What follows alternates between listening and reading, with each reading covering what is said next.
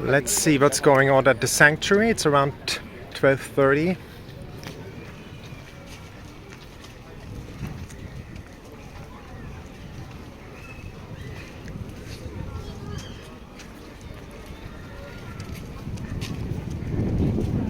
Sunday, 12:30, and you see the mass is finished, the Croatian mass, and people are enjoying being on the plaza here.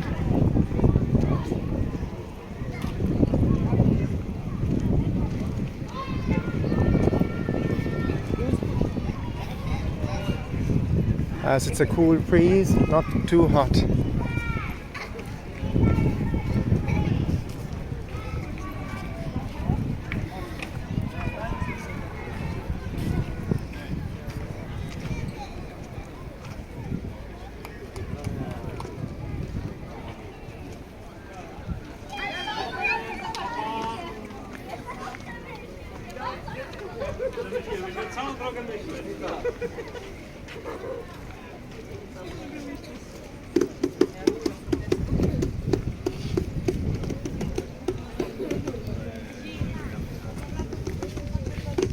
You speak English?